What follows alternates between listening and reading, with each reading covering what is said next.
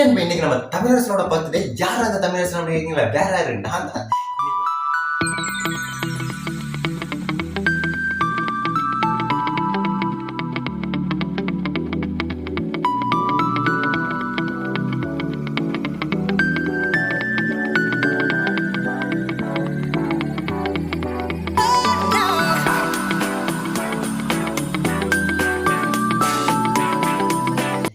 இன்னைக்கு நம்ம என்ன பண்ண போறோம்? ஸ்வீட் பண்ண போறோம். ஒரு ஃபெஸ்டிவல் இருந்தாலும் சரி, ஒரு பர்த்டே வந்தாலும் சரி, ஈஸியா நான் பண்ணக்கூடிய ஒரு ஸ்வீட் கேசரி தான்.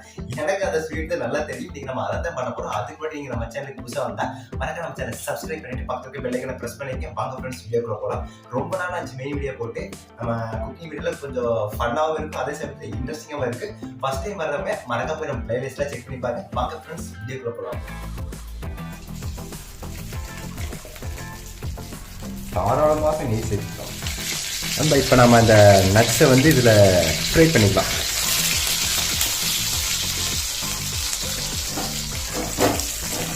லைட்டாக ஃப்ரை பண்ணிங்கன்னா போதும். நெக்ஸ்ட் என்ன பண்ண போகிறோம்னா, இதே நெய்யில் வந்து ரவையை வறுத்துக்கலாம். இங்கே பாருங்கள், எப்படி மொட்டு மொட்டாக வந்துருக்குது பாருங்க. பார்க்கறதுக்கே சரியாக இருக்குது, பள்ளி மொட்டு மொட்டாக இருக்குது. இது வந்து நான் 1 கப் அளவுக்கு ரவை எடுத்திருக்கேன்.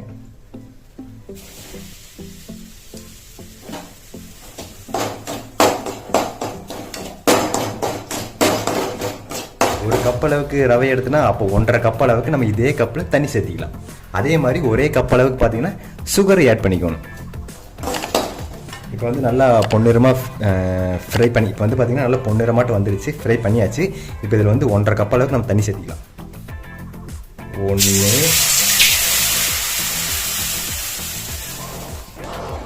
நல்லா மிக்ஸ் பண்ணி விடுங்க, இல்லைன்னா என்ன ஆயிரும்னா கட்டி விடுங்க. சொல்லுவாங்களே கலர் பொடியா, சாரி கோலப்பொடி, சரி ஃபுட் கலர். நான் ஆரஞ்சு கலர் ஃபுட் கலர் எடுத்துருக்கேன். நீங்கள் வேணும்னா எல்லோ கலர் இது வேணால் எடுத்துக்கலாம். இது வந்து ஒரு கிளாஸில் லைட்டாக போட்டு தண்ணி வச்சுக்கலாம். நல்லா செவச்சவன் இருக்கா. இப்படி கெட்டியாக வர சமயத்தில் அப்பப்போ கொஞ்சம் நெய் சேர்த்திக்குவோம்.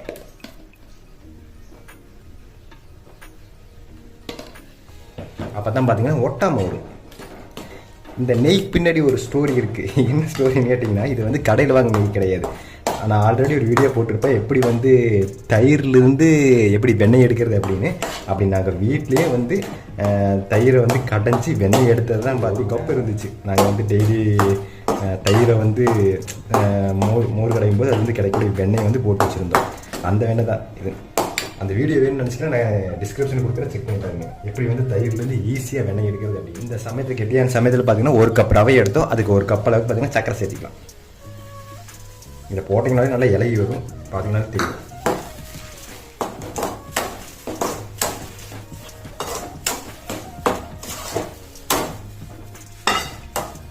வருங்காலத்தில் நம்மளும் பெரிய கக்காயிரும் போல். பாருங்கள், இப்போ சொன்ன பார்த்தீங்களா, நல்லா ட்ரையாக இருக்குது. இப்போ கொஞ்சம் பார்த்தீங்கன்னா அப்படியே குழப்பம் வந்துருச்சு. அந்த சர்க்கரை போட்டனாலே வரும்.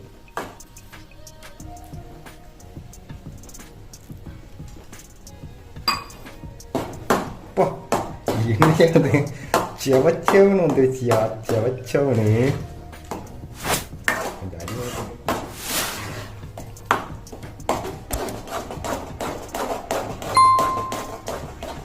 கேஸ் பார்த்தீங்கன்னா கெட்டியாகிடுச்சு.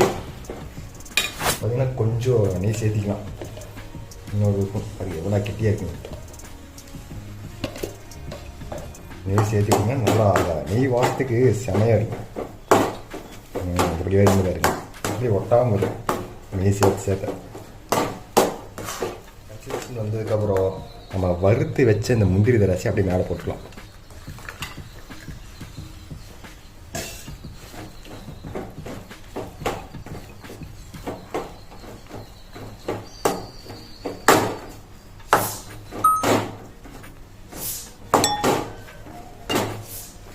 அவ்வளோதாங்க, சரி அடுப்பு ஆஃப் பண்ணிடலாம். இப்போ பார்த்தீங்கன்னா நம்ம டேஸ்டியான சிம்பிளாக ஜஸ்ட் ஒரு 1/2 மணி நேரத்தில் பார்த்தீங்கன்னா நம்ம இப்போது ரவா கேசரி பண்ணியாச்சு. என்னோடய பர்த்டேக்கு நானே ரெடி பண்ணிவிட்டு, உங்கள் பர்த்டேக்கு நீங்கள் என்ன ஸ்வீட் பண்ணுவீங்கன்னு மறக்காமல் கீழே கமெண்ட் பண்ணுங்கள், நானும் தெரிஞ்சுக்கிறேன். இப்போ நம்ம ஒரு பவுலுக்கு மாற்றிடுவோம்.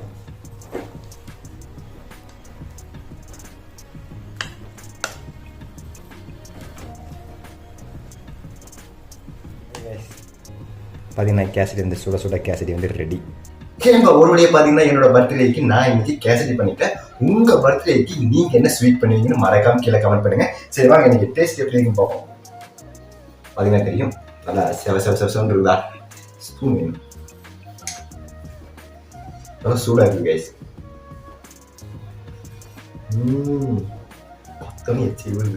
ஓகே கைஸ், இப்போ டேஸ்ட் எப்படி இருக்குன்னு பார்ப்போம்.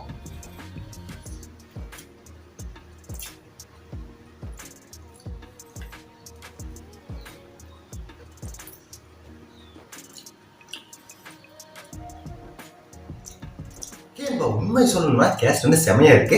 அதோட ஏன் வந்து ஒரு பர்த்டே ஃபங்க்ஷனை வீட்டில் வந்து கேசரி செய்யறாங்கன்னா சிம்பிளா இருக்கு அப்படிங்கிறது மட்டும் காரணம் கிடையாது, டேஸ்டாகவும் இருக்கு அப்படிங்கிறது. அதாவது சீக்கிரம் செஞ்சிடலாம், அதே சமயத்தில் ஒரு டேஸ்டான ஸ்வீட்னா அது இந்த கேசரி தான். சரி, உங்க பர்த்டே ஃபங்க்ஷன் அன்னைக்கு நீங்க வீட்டில் என்ன ஸ்வீட் பண்ணுவீங்க அப்படிங்கிறத மறக்காம கீழே கமெண்ட் பண்ணுங்க, நானும் தெரிஞ்சுக்கிறேன். இந்த வீடியோ பிடிச்சா மறக்காம வீடியோக்கு ஒரு லைக் போட்டு நம்ம சேனல் சப்ஸ்கிரைப் பண்ணுங்க, உங்க ஃபேமிலி ஃப்ரெண்ட்ஸ்க்கு வீடியோ ஷேர் பண்ணுங்க. ஓகே ஃப்ரெண்ட்ஸ், இன்னொரு இன்ட்ரெஸ்டிங் சந்திக்கிறேன். நான் உங்கள் தமிழரசன்.